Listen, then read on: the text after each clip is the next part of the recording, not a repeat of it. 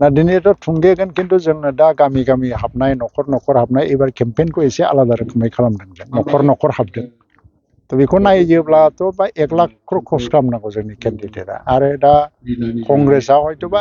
15,000 20,000 भट मोननो हागौ आरो बिपिएफआ बिदिनो 30-40,000नि गेजेराव भट मोननो हागौ आरो ना दा इलेक्सननि बोथोर आं इलेक्सन केम्पेइनाव थाबायगासिनो दङमोन खिन्थु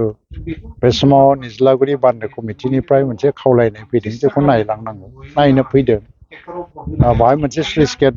बानायनाय दंमोन आरो बे स्लुइस गेटआव बै आगोलनि सरकारनि समाव बानायदों खिन्थु मा जादों बेहाय खुनु एडमिनिस्ट्रेटिभ एप्रुभेल गैया आरो बे एसे फ्रड केसाव गोलैनानै बे केसा दा हाइकर्टआव पेन्डिं जानानै दं दा जायनि थाखाय स्लुइस गेट मावग्रा कन्ट्रेक्टरफ्रा खुनु बिल मोननो हाया गरसेबो आरो बिल मोनैनि थाखाय कन्ट्रेक्टरफ्रा कमप्लिट खालामाखिसै खामानिखौ बेनि थाखाय बे ओनसोलनि मानसिफ्रा साफार जादों दा बियो बे बिपिएफनिनो 17 बोसोर सम सासनकालनिनो समायनि खोथा आरो दा खुनु एडमिनिस्ट्रेटिभ एप्रुभेल गैयामोन खिन्थु फेक एडमिनिस्ट्रेटिभ एप्रुभेल दिहुननानै खामानिखौ मावहोदों कन्ट्रेक्टरखौ दा कन्ट्रेक्टरा फासिनानै दङ दा बेवहाय मोनसे दाबि ओंखारदों मा एक्सटेनसन माखासे खामानि मावनांगौ बेखौ जों दा रन्जित बसुमतारी बिथाङा बुंदों मा बिटिसि चिफजों रायज्लायनानै बे एक्सटेनसनखौ मावनो हायो नामा बेखौ बिथाङा नायगोन आरो लोगोसेयैनो दिनै बाहाय बे निज्ला दै खुरखानायनि जेंना दं आं बेखौ नायबाय जे मथावरिनि गोनां जादों नङाबा बल्डार फिटसिंनि गोनां जादों आङो 2025-20 जि बिटिअ बर्ष बाहाय नाबार्डनिफ्राय जुदि आंनो फान्ड सेंसन होयो बा फान्डआ दाबो मोनाखै मोननाय मोनैनि सायाव सोनारगोन आरो मोनोब्ला आं बेवहायबो मोनसे प्रटेक्सननि बेबस्था लागोन आं बेखौ दिनै खोथा होदों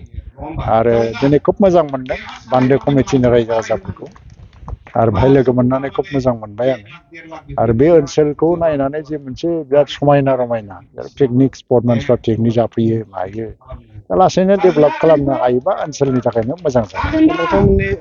फोसावदों मेल खालामनाय दिनै थुंगेगोन नोंथांमोननि बिजाथिया बेसेबांसो भट लाना देरहानो हागोन ना दिनैथ' थुंगेगोन खिन्थु जोङो दा गामि गामि हाबनाय न'खर हाबनाय एबार केम्पेइनखौ एसे आलादा रोखोमै खालामदों जों न'खर हाबदों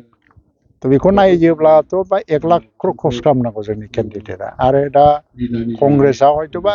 15,000 20,000 भट मोननो हागौ आरो बिपिएफआ बिदिनो 30-40,000नि गेजेराव भट मोननो हागौ आरो दा बेथ' आरो बाइ इलेक्सन मानसिफ्राबो गोसोआनो ओरैनोबाबो रुलिं पार्टिजोंनो दंखायोमोन खारन बेजोंथ' रावबो गभर्नमेन्टबो सोलायनो हाया गभर्नमेन्टबो सिफायनो हाया जाय देरहागोन बे दा सोलिबाय थानाय गभर्नमेन्टआव जयेन जानानै डेभेलपमेन्टनि खामानि मावो 13 थारिखआव माबायदि भट लानो लुबैदों 13 नभेम्बराव आं मोनसे खावलायो जे हाइस्ट पार्सेन्टेज जाहाथे पल जायो बाइ इलेक्सनबाबो कारण बाइ इलेक्सनाव भटफ्रा एसे खम जानो नागिरो खिन्थु दा 100% जुदि पलिं जायो 100%थ' जाया खिन्थु 97-98% जुदि पलिं जायोबा मोजां जायो बयबो न'निफ्राय ओंखारलांनांगौ भट हैनांगौ आरो बाइ इलेक्सनबाबो जोबोद माने गुरुत्त' होनानै बे इलेक्सनखौ बयबो भट हैनो थांबा मोजां आरो जायफ्रानाखि निउ भटार्स बिथांमोना बांसिनैनो भट होयो लाइमोन सेंग्रा सिख्लाफोर 18 बोसोरनि बैसो मोनजेननाय मानसिफोर बिसोर बहुत भट होयो आरो बिसोरनो डिसाइड खालामो भटखौ सोर बांसिन मोनगोन मोना